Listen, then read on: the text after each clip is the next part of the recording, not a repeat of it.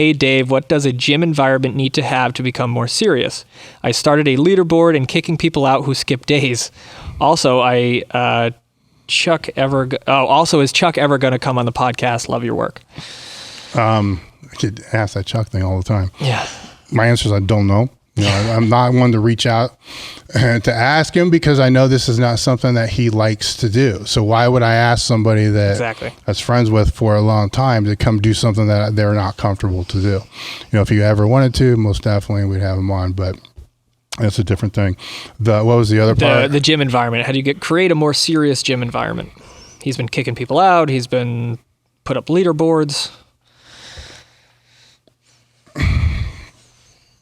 I mean, that's all like external part of shit. it, but I mean, I think you need to lead by example to a certain point. Yeah, that's right. I mean, I can't compete anymore. There's a lot of things I can't do, but there's a hell of a lot more things that I can do. Mm-hmm. And, that I think that matters, that there's some lead from the front, examples, just the straining and, well, if he can show up, then I can, it's kind of stuff like that. You gotta give a shit, about that's in it. There's a lot of factors that can go into this. So, the key ones are, yes, I mean, if there's drama, you need to stop it, and that's something that, and I don't have a public gym in any way, but that's something that in many iterations of lifters that we've had, the drama it's always an issue there. And to me, the way that my brain works, that comes all to me. Like how did it get to the point that it got to the point where, people are wanting to throw other people out, and this just becomes a draining, and this could be what he's trying to do. It just becomes a draining thing that you don't even want to go to your own gym because of this stuff. Right. Like, how does it get to that point? Well, it's because I let it get to that point. So what do you do, to keep that from happening in the first place? Because then you don't have the issues that you're talking about, throwing people out. Yeah. That's like the end, the end part of it, but usually what I've seen with other gyms dealing with the same thing is throwing the people out just means that you're having a conversation later than what you should have. Mm-hmm. If the earlier conversations then about what the expectations are, what the standards are, what you're kind of looking for, and then that's kind of set, in a way that's somewhat diplomatic to everybody that's in the group, because there's certain things that when Todd and I first had, it was Todd, Brock, myself, Kenny Patterson, when I had the other gyms first started talking about bringing people out. It's like, okay, what are we going to do? What are we not going to do? Right. So our list of what we were not going to do was higher than what we were going to do, because there were things that we had at Westside when we were all there, and Todd was there longer than I, but 14 years for me, I think 17 years for Todd. There were just certain things that we did because that's just what everybody did. That's what the standard was. But it didn't mean we had to like it. Right. But it's what we did. And one of them was the start time. It's like, we're not going to have this solid start time where, with Louis was 8:30. You weren't there, fucking 8:40, you're thrown out, and now it's even earlier. We're like, we can't, I'm not fucking doing that. Fucking hated that.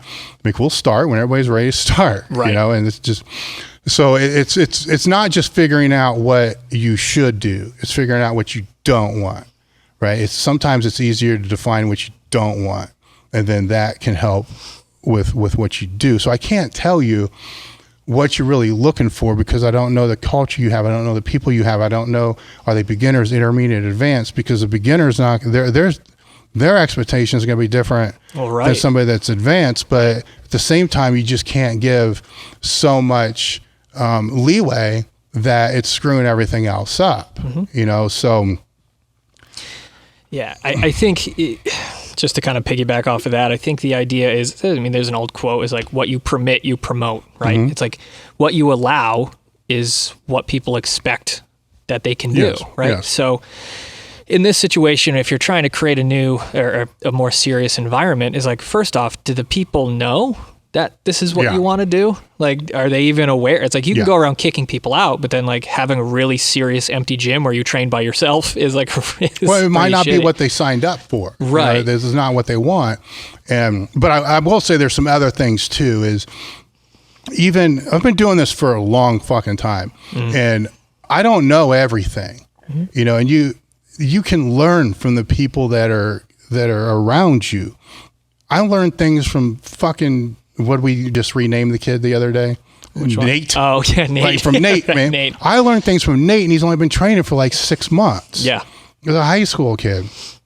So you can't be a fucking dictator and say, do this, do this, do this, do this, do this. It's just not, first off, it's not going to work. It's not going to motivate them. The people that it will motivate are the people you don't want there in the first place. You want people to be able to think critically about what they're doing, right? To ask questions, that way it becomes easier for you, because then they can help coach the other people because they're learning and they can see things that you're not seeing. And you don't want to be the person, I don't want to be the person that's got to walk around and assess every single person, every single set, every single rep. No. It's not how a team, a unit, community should be. A community should, grow amongst itself. Yeah.